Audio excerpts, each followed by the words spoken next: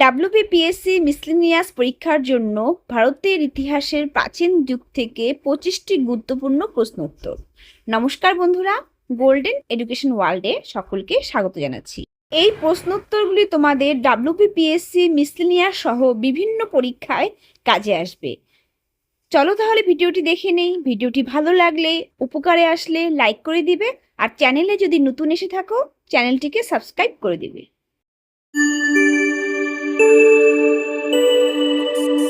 আজকের প্রথম প্রশ্ন দেখে নাও, ভারত স্তূপ কোন যুগের স্থাপত্য শিল্পের উদাহরণ? এখানে উত্তর হবে এ, মৌর্য যুগ। ভারত স্তূপ মূলত মৌর্য যুগের সম্রাট অশোকের সময় খ্রিস্টপূর্ব 3য় শতকের স্থাপত্য শিল্পের উদাহরণ। পরের প্রশ্ন, একজন মহিলা তীর্থঙ্করের নাম লেখো। এখানে উত্তর হবে এ, মল্লিনাথ। তিনি 24 জন তীর্থঙ্করের মধ্যে 19তম তীর্থঙ্কর। পরের প্রশ্ন, চতুর্যাম কে প্রবর্তন করেছিলেন? এখানে উত্তর হবে বি, পার্শ্বনাথ। জৈন ধর্মে চতুর্যাম নীতি প্রবর্তন করেছিলেন 23তম তীর্থঙ্কর পার্শ্বনাথ। পরের প্রশ্ন, শূন্যতাবাদের প্রবর্তক কে ছিলেন? এখানে উত্তর হবে এ, নাগার্জুন। শূন্যতাবাদ বা মাধ্যমক দর্শনের প্রতিষ্ঠাতা হলেন বিখ্যাত বৌদ্ধ দার্শনিক ও পণ্ডিত নাগার্জুন। ভারতের প্রথম শক শাসক কে ছিলেন? এখানে উত্তর হবে এ, মোগা, যিনি খ্রিস্টপূর্ব 1ম শতাব্দীতে গান্ধার অঞ্চলে শক শাসনের প্রতিষ্ঠা করেছিলেন। পরের প্রশ্ন, কনিষ্কের রাজসভায় কোন গ্রিক স্থপতি ছিলেন? এখানে উত্তর হবে এ, অ্যাজিসিলাস। তিনি কনিষ্কের রাজধানী পুরুষপুর বা পেশোয়ারে বিখ্যাত কনিষ্ক স্তূপ বা টাওয়ার তৈরি করেছিলেন। পরের প্রশ্ন, কার উপাধি ছিল শক, যবন, পল্লব, নিষূদন? এখানে উত্তর হবে এ, সাতকর্ণী। শক, যবন ও পল্লব নিষূদন উপাধিটি ছিল সাতবাহন বংশের শ্রেষ্ঠ রাজা গৌতমীপুত্র সাতকর্ণীর।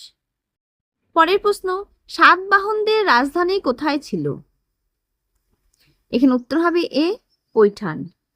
এটি বর্তমানে মহারাষ্ট্রের ঔরঙ্গাবাদ জেলায় গোদাবরী নদীর তীরে অবস্থিত।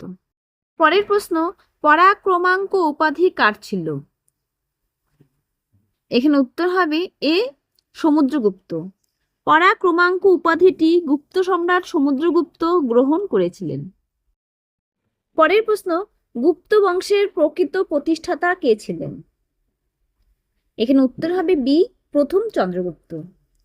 যদিও শ্রীগুপ্ত এই বংশের প্রথম শাসক ছিলেন, কিন্তু প্রথম চন্দ্রগুপ্তই প্রথম সার্বভৌম মহারাজাধিরাজ উপাধি ধারণ করে গুপ্ত সাম্রাজ্যের ভিত্তি সুদৃঢ় করেন এবং এর পরিধি বৃদ্ধি করেন। পরের প্রশ্ন, প্রথম চন্দ্রগুপ্ত বিবাহ দ্বারা কোন বংশের সঙ্গে মিত্রতা স্থাপন করেছিলেন? এখানে উত্তর হবে এ, লিচ্ছবি। গুপ্ত বংশের প্রথম প্রভাবশালী শাসক প্রথম চন্দ্রগুপ্ত লিচ্ছবি বংশের রাজকুমারী কুমার দেবীকে বিবাহ করে সেই শক্তিশালী বংশের সঙ্গে মিত্রতা স্থাপন করেছিলেন। পরের প্রশ্ন, কোন গুপ্ত সম্রাট প্রথম অশ্বমেধ যজ্ঞ করেছিলেন? এখানে উত্তর হবে বি, সমুদ্রগুপ্ত। গুপ্ত সম্রাটদের মধ্যে প্রথম সমুদ্রগুপ্ত তার সাম্রাজ্যের সার্বভৌমত্ব ও বিজয় উদযাপনের জন্য অশ্বমেধ যজ্ঞ করেছিলেন। পরের প্রশ্ন, দ্বিতীয় চন্দ্রগুপ্তের সাম্রাজ্যে কোন বিদেশি পর্যটক এসেছিলেন? এখানে উত্তর হবে এ, ফা হিয়েন। গুপ্ত সম্রাট দ্বিতীয় চন্দ্রগুপ্তের রাজত্বকালে চীনা পরিব্রাজক ফা হিয়েন ভারতে এসেছিলেন। পরের প্রশ্ন, কালিদাস কোন রাজার সভাসদ ছিলেন? এখানে উত্তর হবে বি, দ্বিতীয় চন্দ্রগুপ্ত। মহাকবি কালিদাস মূলত গুপ্ত বংশের সম্রাট দ্বিতীয় চন্দ্রগুপ্ত, যিনি বিক্রমাদিত্য নামেও পরিচিত ছিলেন, রাজসভার কবি ছিলেন। পরের প্রশ্ন, গুপ্ত যুগের প্রধান সেনাপতিকে কি বলা হতো? এখানে উত্তর হবে সি, মহাবলধীকৃত। গুপ্ত যুগে সামরিক বাহিনীর প্রধান বা প্রধান সেনাপতিকে মহাবলধীকৃত বলা হতো। পরের প্রশ্ন, গুপ্ত যুগে রাজার হস্তি বাহিনীর প্রধান কি নামে পরিচিত ছিল? এখানে উত্তর হবে এ মহাপিলুপতি। গুপ্ত যুগে রাজার হস্তি বাহিনীর প্রধান বা হস্তি বিভাগের উচ্চ পদস্থ কর্মচারীকে মহাপিলুপতি বলা হতো। পরের প্রশ্ন, গুপ্ত যুগের প্রদেশগুলি কি নামে পরিচিত ছিল? এখানে উত্তর হবে বি ভুক্তি। গুপ্ত যুগে সাম্রাজ্যের প্রধান প্রশাসনিক প্রদেশ বা বিভাগগুলি ভুক্তি নামে পরিচিত ছিল। এছাড়াও প্রদেশগুলিকে কখনো কখনো দেশ বা রাষ্ট্র বলেও উল্লেখ করা হতো। পরের প্রশ্ন, গুপ্ত রাজবংশের জনপ্রিয় শাসন প্রতীক কি ছিল? এখানে উত্তর হবে এ গরুড়। গুপ্ত রাজবংশের জনপ্রিয় ও প্রধান রাজকীয় প্রতীক ছিল গরুড়। গরুড় হলেন হিন্দু দেবতা বিষ্ণুর বাহন, একটি পৌরাণিক ঈগল সদৃশ পাখি। পরের প্রশ্ন, বাসবদত্তা গ্রন্থের রচয়িতা কে ছিলেন? এখানে উত্তর হবে এ সুবন্ধু। বাসবদত্তা নামক বিখ্যাত সংস্কৃত ধ্রুপদী রোমান্টিক গদ্য কাব্যটির রচয়িতা হলেন মহাকবি সুবন্ধু। পরের প্রশ্ন, কিরাতার্জুনীয়ম গ্রন্থের রচয়িতা কে? এখানে উত্তর হবে বি ভারবি। কিরাতার্জুনীয়ম মহাকাব্যের রচয়িতা হলেন বিখ্যাত সংস্কৃত কবি ভারবি। তিনি খ্রিস্টীয় ষষ্ঠ শতাব্দীর একজন শক্তিশালী কবি হিসেবে পরিচিত। পরের প্রশ্ন, গুপ্ত যুগে দশাবতার মন্দির কোন শিল্পরীতির উদাহরণ? এখানে উত্তর হবে এ নাগর স্থাপত্য শৈলী।